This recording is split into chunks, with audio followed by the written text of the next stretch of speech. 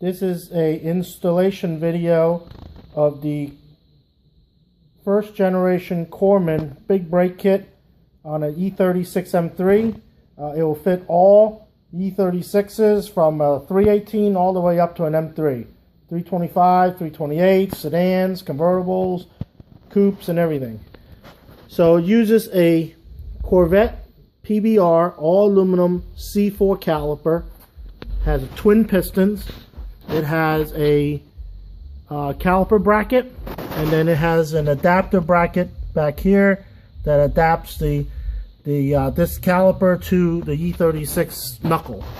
So it's a very light caliper because it's all aluminum, and uses a standard E36 M3 brake rotor. So I will begin to show you how it is to install this. Okay, so this is the beginning install. You want to remove all your old brake units, the old caliper, the old caliper bracket, your old rotor. On my car, I do not have any backing plates here because this is my track car, so I don't use a backing plate. If you still want to run a backing plate, you would need to trim the upper corner of your backing plate and the bottom corner. So just take 10 snips and cut it. Just you know, when you have the caliper up, you can sort of trace where you need to cut.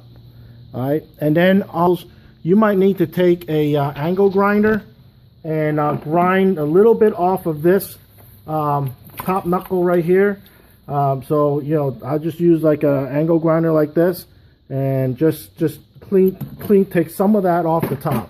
As you can see on my car, I had to take just a hair off so that when the caliper goes on, it doesn't touch this part. So also a good time to clean your ABS sensor, your ABS ring, and everything. Make sure you don't have a lot of old brake dust or anything on it. So anyways, so those are the two things that you might need to do: is trim your backing plate and grind a little bit off this knuckle. All right. So the first thing you want to do is take your adapter bracket, and you're gonna bolt this onto this like that. So, all right. So you're gonna take your the two bolts, and I use this is an 8mm Allen key, and I hand start the bolts, and then I zip it in, and then after that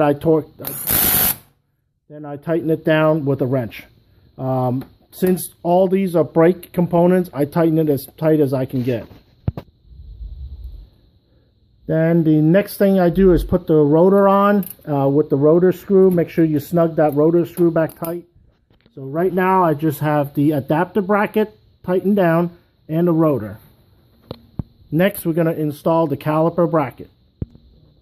Okay, so here's your caliper bracket. It has threaded bolt inserts in here and there. So this is going to slide between the adapter bracket and your rotor, just like this, and you're going to put the bolt in from this side.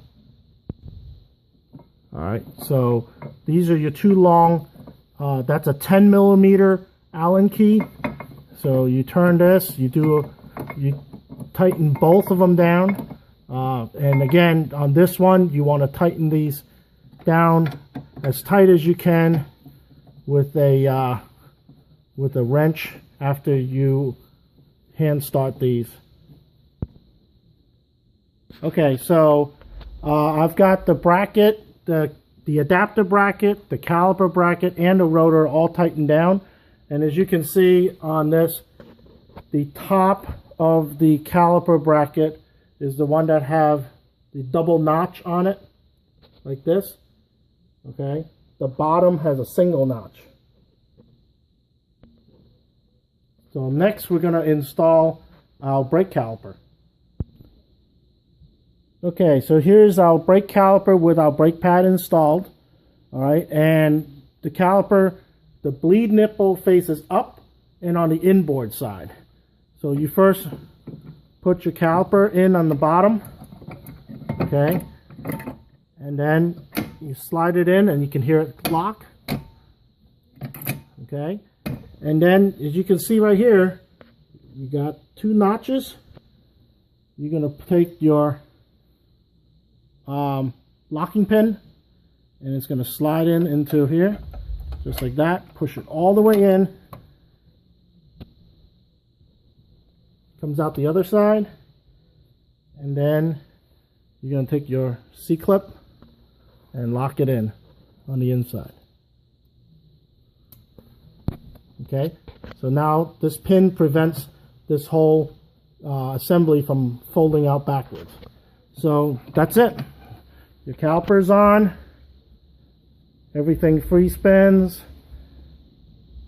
You're gonna install your stainless steel brake lines, bleed the brakes, and make sure you pump the piston back out because you just put new pads on it. And that's the install.